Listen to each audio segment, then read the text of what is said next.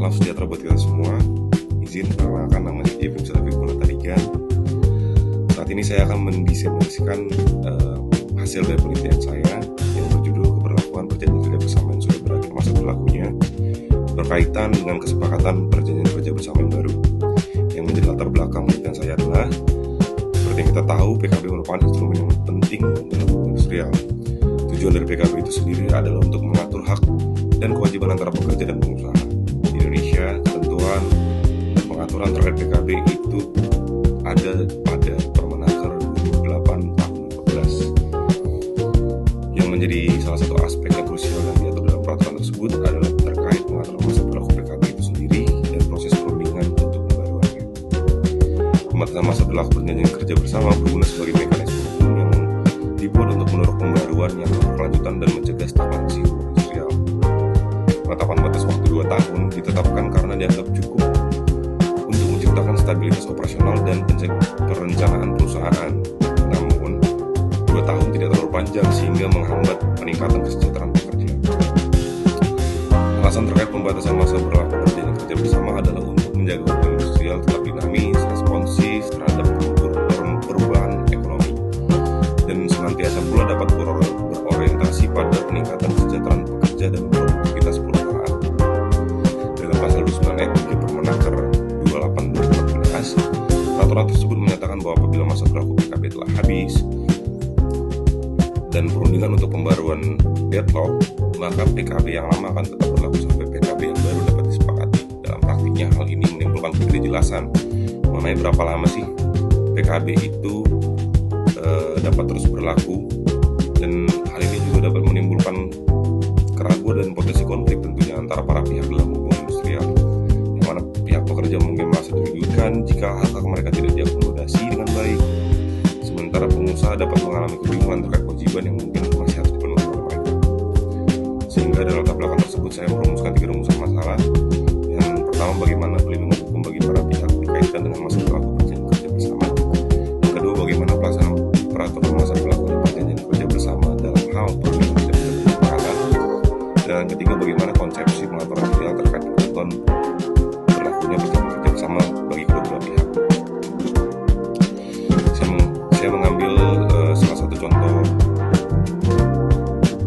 praktik yang untuk menggambarkan penelitian saya. Itu adalah sebuah perusahaan yang baru diakuisisi, saya misalkan PT XY, yang mana mereka itu setelah diakuisisi pun masih menggunakan PKB yang lama dari perusahaan sebelumnya, dan itu sudah berlaku 3 tahun lamanya, sehingga ada inisiasi pembaruan oleh serikat pekerja sehingga mereka kick off meeting untuk pendekatan tertib dan mekanisme untuk perundingan, sehingga disepakati perundingan akan dilaksanakan pada tanggal 24, 25, dan 28 Juni 2021. Dan tertib terkait pelaksanaan perundingan itu disepakati di tanggal 17 Juni 2021. Di situ salah satu ketentuan yang krusial di tata tertib adalah disebutkan bahwa apabila ada usulan tambahan tentang perundingan, maka hal tersebut harus dilaporkan terlebih dahulu ke pihak lainnya, dan atas usulan tambahan tersebut harus disepakati oleh kedua belah pihak untuk dibahas dalam perundingan.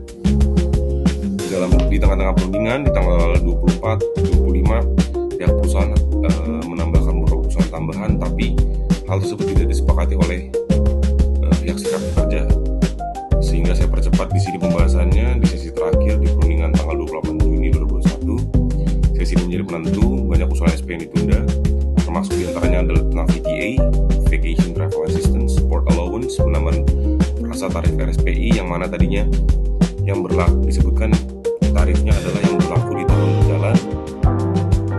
Lalu peninjauan tarif lama terkait RSP tersebut disebutkan karena secara riset dari tahun 2018 sampai 2021 inflasi itu sudah terjadi lebih dari 20%. Selanjutnya ada terkait kejelasan proses pensiun ini.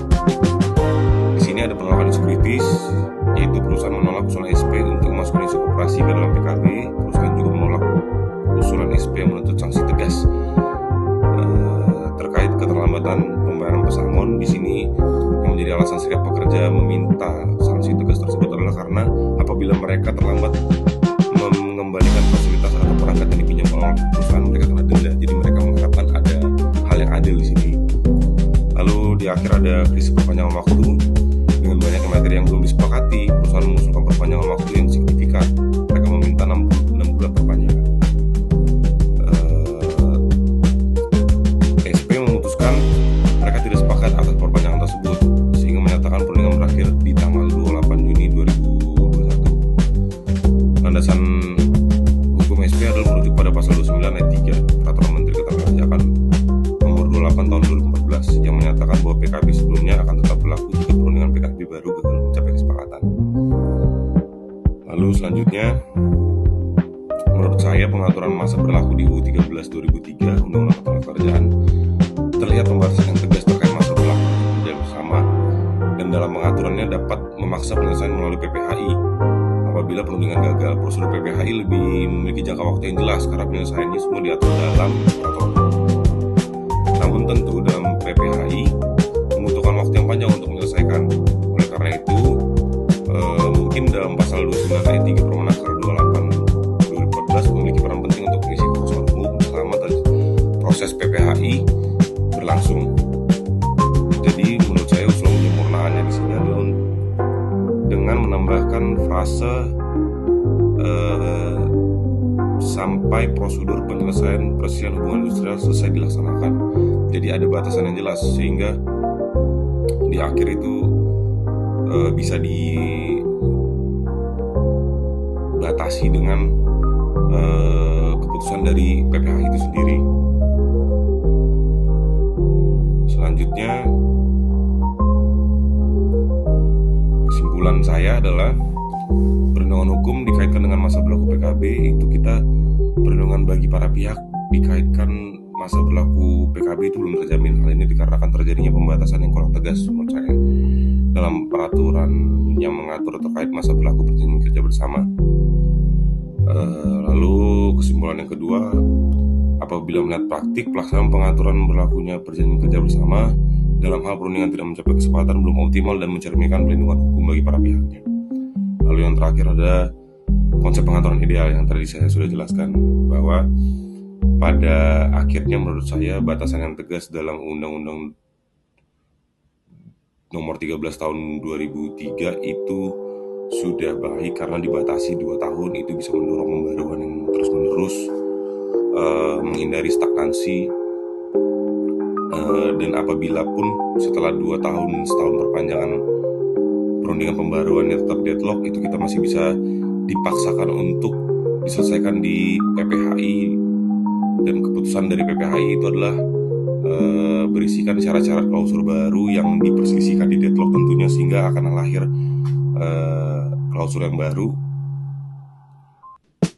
dan putusan dari PPHI tersebut sifatnya final and binding sehingga harus dilaksanakan setelah putus. Selama mengisi kekosongan hukum selama proses penyelesaian perselisihan dilaksanakan, menurut saya memang disinilah peran penting pasal 29 ayat 3 Permenaker nomor 28 2014 yang mana di sana tapi harus ada pembaruan, di mana harus ada pembatasan yang tegas sekali lagi, sehingga yang tadinya frasa di ayat 3-nya itu disebutkan bahwa sampai perjanjian kerja bersama yang baru dapat disepakati, kita ganti menjadi sampai prosedur penyelesaian perselisihan hubungan industrial selesai dilaksanakan. Sekian presentasi dan diseminasi oleh saya. Atas perhatiannya dan kesempatannya.